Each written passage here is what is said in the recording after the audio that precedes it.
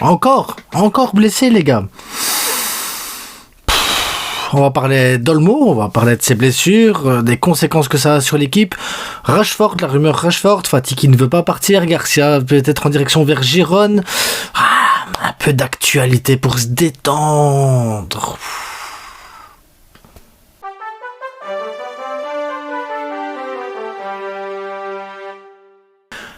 On s'abonne, on like, on partage. Le maillot qu'elle a est à gagner. Tirage au sort le 27 janvier. Il faut aller sur la deuxième chaîne de... Voilà, Liga Passion Foot, deuxième chaîne. Il y a le premier post qui a été fait, là, le tout premier post de la création de la chaîne. Donc il y a moins d'un mois, les gars. Il y a 2-3 semaines seulement. Vous pouvez participer pour gagner le maillot d'Ansu Fati. Un autre maillot sera à gagner. Et ça, c'est vous qui sélectionnez le maillot qui aura à gagner de l'équipe que vous voulez. Ben, ça se passe pareil sur l'autre chaîne aussi. En attendant, si vous voulez des maillots et juste des maillots, ben, faites-vous plaisir. Par exemple, le maillot ici, hop, Iniesta, tac, levestierstore.com, faites-vous plaisir, moins 10% de remise, code promo, la frite, et voilà, c'est la classe. C'est grâce à eux que je peux offrir des maillots, donc voilà, oui, les gars, oui. Oui, donc, Olmo blessé encore une nouvelle fois. Olmo tout le temps absent. Olmo catastrophique là-dessus. Olmo, il est fragile.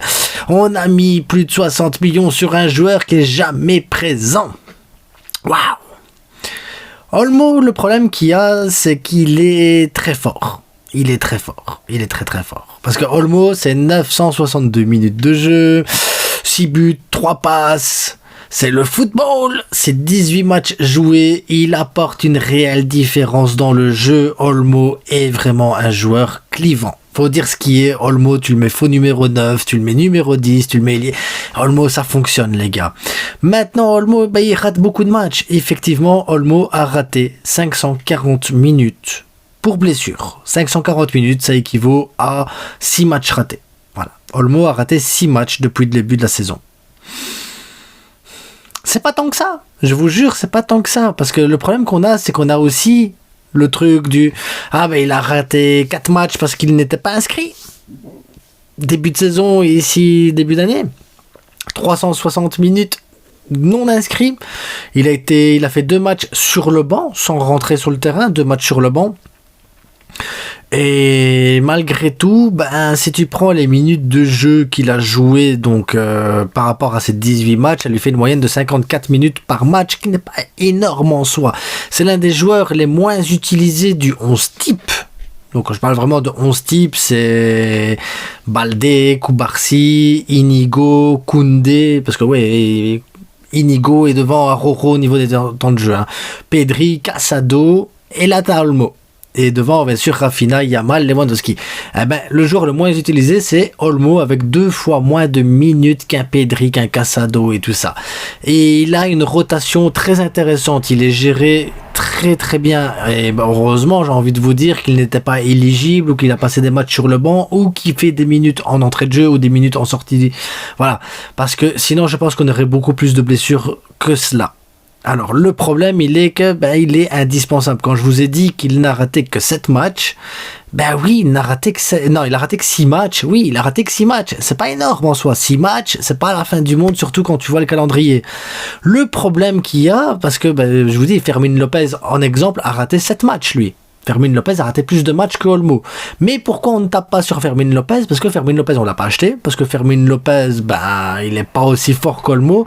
Et que Olmo, c'est une vraie véritable plus-value à l'équipe. Donc là, on a un réel problème. Et c'est là que j'ai envie de me dire, est-ce que Olmo, on n'a pas besoin un peu d'intégrer un peu plus un Pablo Torre, former un peu plus un Pablo Torre, qui pour moi a le style pour remplacer Olmo? Du moins dans un premier temps, le temps d'aller chercher peut-être quelqu'un de plus fort ou quoi, le jour où on aura les moyens, mais voilà, parce que Dani Olmo, aussi fort qu'il est, on a absolument besoin d'avoir une véritable doublure à son poste, autre qu'un Pedri, parce que Pedri, là où il est très bien. Donc voilà, je vous pose la question, quel serait pour vous le joueur idéal pour remplacer un Dani Olmo qui peut jouer faux numéro 9 et numéro 10 en même temps, avec cette polyvalence-là, et qui ne soit pas trop cher? Ça, c'est un défi de taille. Et me parlez pas de Moussiala, Wirtz et tout ça, on attend 2 ans. Non, là, tout de suite, s'il fallait le faire, qui de manière raisonnable. Parce qu'en attendant, on a Marcus Rashford aussi qui rentre dans le game. Marcus Rashford veut jouer au Barça. Marcus Rashford fait des appels au Barça. Le Barça fait des appels sur Rashford. Il n'y a pas de fumée sans feu, j'ai envie de vous dire. Donc il y a de grandes chances que Rashford vienne. Il y a de grandes chances que Rashford apporte une plus-value à cette équipe et apporte un plus, clairement, parce qu'on a besoin de Rashford. Il peut jouer sur l'aile gauche, il peut jouer en numéro 9, ce qui pourrait permettre à Rafinha, quand Olmo est blessé, de pouvoir jouer en 10 et de laisser Pedri à son poste de préférence. Voilà, parce que Rafinha en 10 peut faire le taf, ça peut permettre à Rashford de jouer en 9, donc de la doublure de Lewandowski, de mettre Rafinha sur le côté, comme ça te permet d'avoir des profils différents et tout ça, donc c'est vraiment très intéressant le cas Rashford, surtout qu'actuellement, pour moi, c'est mentalement qu'il a un problème et pas footballistiquement. Je pense que footballistiquement, il a toujours les qualités qu'il a toujours eues. Je pense que footballistiquement, Rashford peut apporter un plus à cette équipe réellement. Et je pense qu'il a vraiment les qualités pour pouvoir réussir au Barça, surtout avec un profil qu'on a besoin. Il y a un profil qui pourrait coller avec celui d'Hansi Flick. Le problème, c'est qu'on a les rumeurs Ansu Fati. Oui, Ansu Fati refuse de partir. Pourtant, il y a des offres de plusieurs clubs. On parle peut-être d'un échange avec Manchester. Mais Ansu Fati. Donc, beaucoup de gens vont avoir la haine sur Ansu Fati. Moi, je suis pas le père d'Ansu Fati. Je suis pas le défenseur d'Ansu Fati. Ansu Fati peut partir. J'ai aucun problème avec ça. Mais, juste demander à tout le monde de faire attention. Attention, très attention. On a eu le cas Frenkie de Jong il y a maintenant 2 ans et demi, 3 ans, où Frenkie de Jong refuse de partir. À cause de Frenkie de Jong, on peut pas acheter. À cause de Frenkie de Jong, ça va pas. Frenkie de Jong ci, Frenkie de Jong là, parce que les médias, ils s'acharnaient sur Frenkie de Jong. Attention à ce que les médias ils vous disent sur Ansu Fati. Attention, on ne sait pas. Ansu Fati veut partir, veut pas partir. La réalité, c'est qu'on ne sait pas.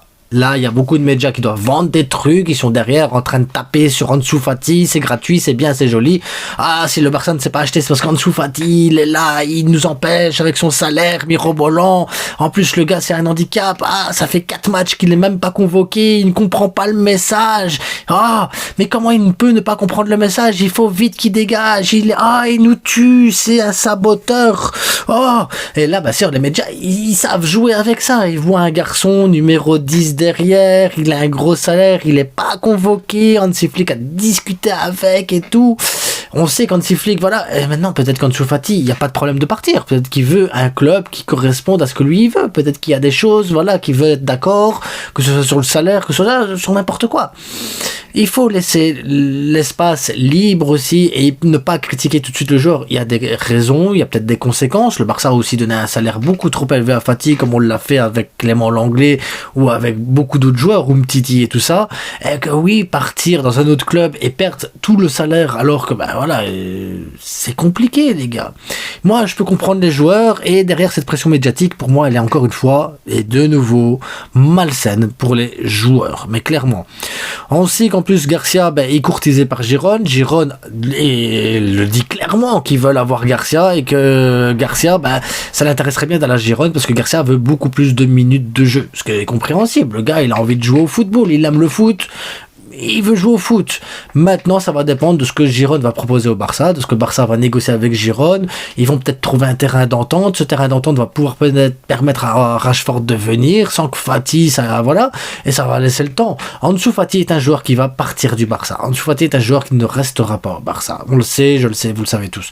Maintenant, à lui de trouver sa voie, et il faut pas mettre de pression malsaine sur les joueurs comme ça, comme les médias ils le font. Ça sert à rien. Pas d'insultes, pas de trucs. Respectons les joueurs. Après tout, c'est nous qui l'avons mis là avec son numéro 10, c'est nous qui avons fait en sorte, on est responsable de cette situation-là parce qu'on a cru en lui et on a vraiment cru en lui tous. Donc, aujourd'hui, Ansu Fati, il est dépassé par tout ce qui s'est passé, et ça arrive. Le Barça est trop gros pour lui, cette pression est trop grande pour lui de se trouver un club. Maintenant, à lui de trouver le club qui va lui plaire et ne pas subir cette pression-là pour pouvoir réfléchir tranquillement et apporter un plus pour son futur, parce que le plus important de toute façon, c'est son futur à lui. Respectons les joueurs comme ils sont, les gars. C'est tout ce que j'ai envie de vous dire. En attendant, n'oubliez pas, le plus important, ça reste que du foot, ça reste que mon opinion à moi. Vous avez le vôtre, mettez-le en commentaire et on se retrouve dans pas si longtemps que ça pour l'avant-match, les gars. J'ai mis une FAQ aussi que je vais répondre à vos questions. Ça sortira mardi, cette FAQ, justement sur la Ligue des Champions. Donc n'hésitez pas à mettre des questions. J'y réponds pour mardi en avant-match. Donc quelques heures avant le début du match, il y aura les réponses à la FAQ. J'ai vu des questions. Oui, je vais parler de la Copa del Rey, du tirage au sort, mais sur l'autre chaîne. Je vais parler de l'Atlético Madrid également sur l'autre chaîne, sur leur parcours en Ligue des Champions, sur ce qu'ils font en Liga, en Copa del Rey. Est-ce que l'Atlético peut gagner la Liga? Et voilà. Une vidéo sur Vinicius est sortie par rapport au Real Madrid sur l'autre chaîne. Donc voilà, faites-vous plaisir, les gars. À bientôt. Ça reste que du football. Et malgré tout ce qui se passe actuellement, essayons de prendre du plaisir parce qu'après tout, on joue bien.